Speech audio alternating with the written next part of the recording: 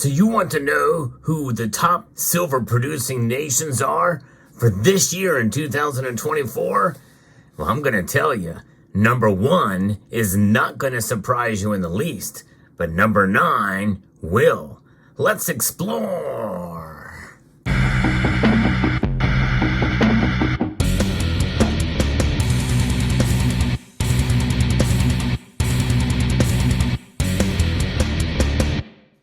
I love doing videos like this, and some of the research I found the newest report, and actually, I don't even really know if it's a report.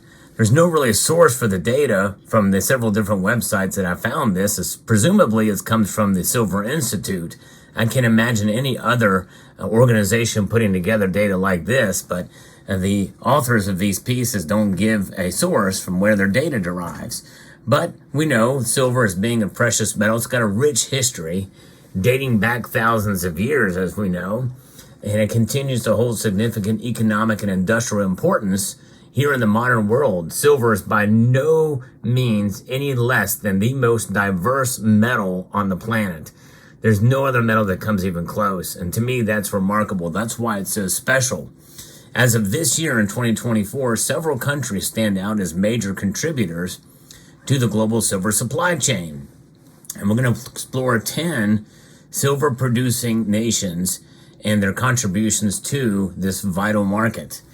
Silver, it finds extensive use across various sectors, as we know: jewelry, electronics, photography, photovoltaics, and electric vehicles. And even though the electric vehicle sector is kind of waning a bit, in fact, maybe even dramatically, hybrid vehicles use a lot of the same technology.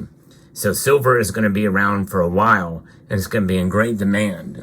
And there's no shortage of that demand coming anytime soon, especially with the green energy sector picking up in demand and mandates. The price of silver is subject to fluctuations, as we know, driven by supply and demand dynamics, influenced by global economic conditions and currency strength. But the top 10 silver-producing nations significantly influence the silver market. Their production levels directly impact silver prices globally. In 2024, it's no surprise, Mexico retained its title as the world's largest producer of silver, with an impressive production volume of 6,300 tons.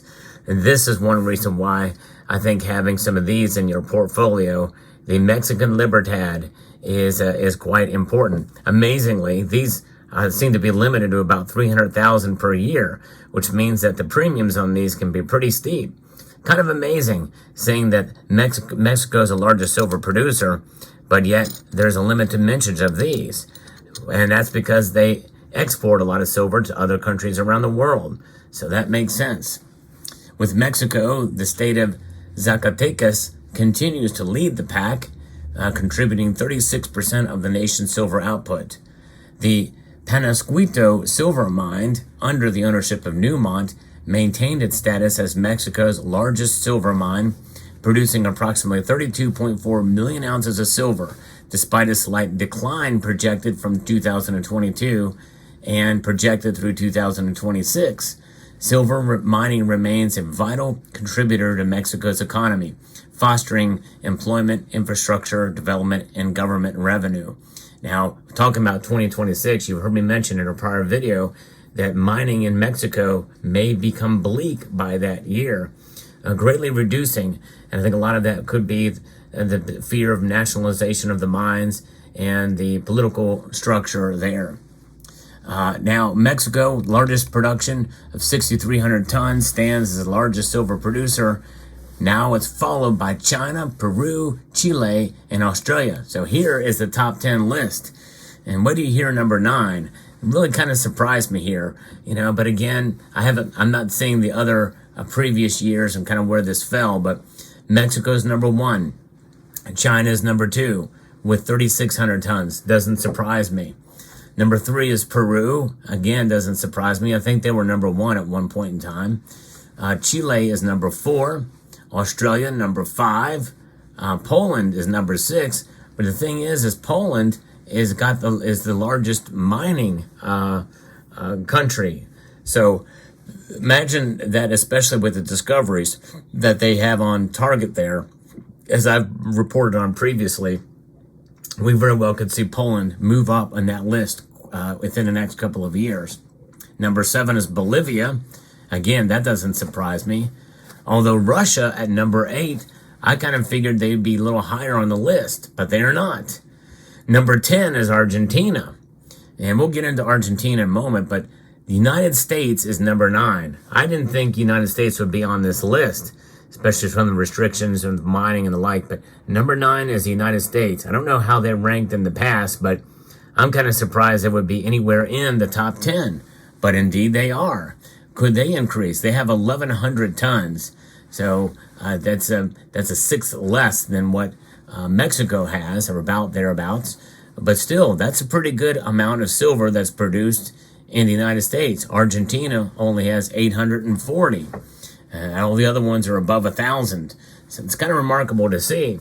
I always know silver comes in a lot of different forms, and the germanium mint has been so kind as to send me this form.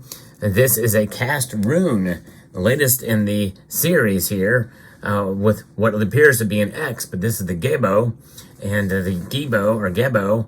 It has an attracts positive energy. And this is something that's quite amazing. This is a 2024 cast piece, a bullion uncirculated, out of only 2,500. Each of these are serialized. You can see they're laser etched here on the reverse. 4/9 fine silver that you can see there. And this has a serial number there, and pretty amazing.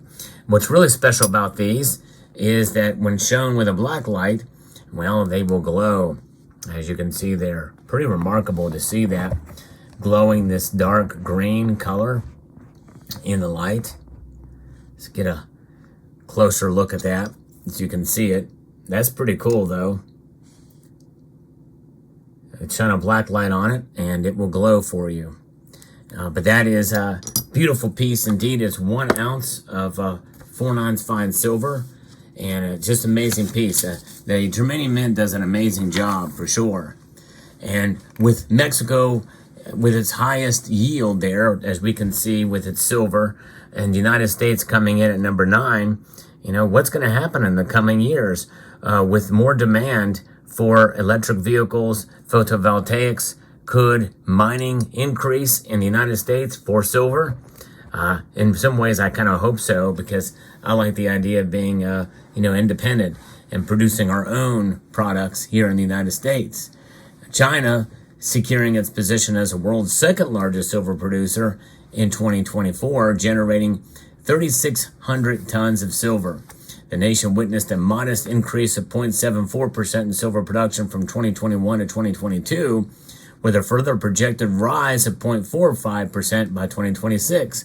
And that does not surprise me one bit either. Why? Well, because as we see more demand for photovoltaics, especially in China, I'm surprised it's not more than that. China's silver mining growth is attributed to advancements in the mining sector, primarily occurring in provinces like Inner Mongolia, Yunnan, and Xinjiang. However, environmental concerns persist, including habitat destruction and water pollution. And that's just it. Whenever you're mined for silver and other minerals, you have to do it in an environmentally responsible way, because the minerals and metals you're getting out of the ground, they're supposed to help the environment. So, it essentially defeats the purpose if you can't do it environmentally consciously. But, there's within reason. You got to have reason involved in this too. A lot of these environmental regulations go way overboard, but China certainly, I think, does skirt a lot of that. They don't have the same standards as the Western world, no question about it. So let's talk a little bit about Peru as the third largest silver producer. They produced 3,100 tons and did in 2022, contributing to 12% of the global output, predominantly sourced as a byproduct of copper, lead, and zinc mining. That's how most of the silver is mined, for sure, these days. Peru boasts the largest silver reserves worldwide, estimated at 98,000 metric tons, despite recent production declines attributed to various factors, including pricing and operational cost. Peru remains a significant player in the global silver market with expectations for a rebound in production. So there's where that lies. So fascinating indeed. What do you think about that? What do you think about the United States being number 9? And even if it has been there in the past, it kind of surprises me that the U.S. is producing as much.